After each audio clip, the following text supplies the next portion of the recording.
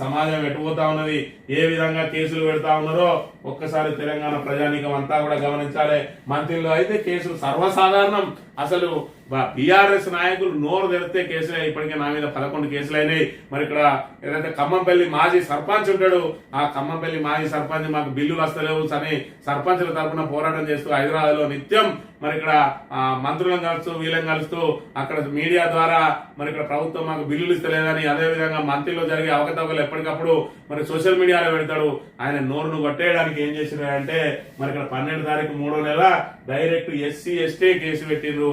ఏంటిదే దానిలో ఆరోపణ అంటే వీళ్ళు ఏదో పెద్దమ్మ గుడి ఏదో గుడి మరి అక్కడ నిర్మాణం చేసుకుంటా దాన్ని ఏదో మరి ఆ రోజు గుడి ఆవిర్భావం ఏదో పెట్టుకున్నారు, దానికి సంబంధించి పూజా కార్యక్రమం అన్ననట ఒక ఎస్సీ అతన్ని లోపలికి రానియలేదు అని చెప్పి మరి ఆయన ఫిర్యాదు చేయడం, టకాటక ఆయన మీద కేసు నమోదు చేయడం. మళ్ళీ ఇక్కడ కేసులు నమోదు అయితే కూడా ఇక్కడ బహిరంగ విచారణలు ఉండయి, ఫీల్డ్ మీద విచారణలు ఉండయి. ఎవరైతే వీళ్ళు ఓ 4-5 కాంగ్రెస్ నాయకుల పేర్లు చూపెడతారో ఆ పేర్లను తీసుకుపోయి ఆయన వీడియో రికార్డ్ చేసుకుంటాడు. ఏసీబీ గారు రూమ్ లో కూర్చొని చేసుకుని కథం వీళ్ళ మీద కేసు నమోదు చేస్తాడు. వచ్చి నోటీస్ ఇయ్యండి, తర్వాత మళ్ళీ నోటీస్ ఇయ్యండి, మీరు కోర్టుకు పోని అని చెప్పి ఇగో ఈ రకంగా హింసిస్తూ మరి ఇక్కడ పోలీసులు అయితే పూర్తిగా కాంగ్రెస్ పార్టీ కార్యకర్తలే.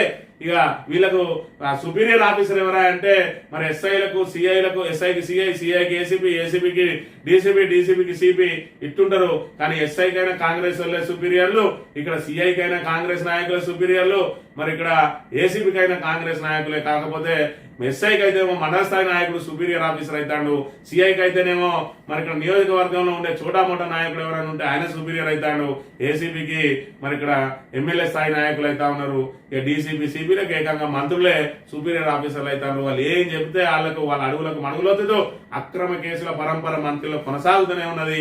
ఆఖరికి మాజీ సర్పంచ్ గొంతు నొక్కడానికి ఇక్కడ ఎస్సీ ఎస్టీ కేసు పెట్టింది. ఖమ్మంపల్లి మాజీ సర్పంచ్ సముద్రాల రమేష్ మీద 12వ తేదీన కేసు నమోదు చేసి ఆయనను జైలుకు పంపడానికి రంగం సిద్ధం చేసిన అంశాన్ని కూడా మనం ఇక్కడ ప్రధానంగా గమనించవచ్చు.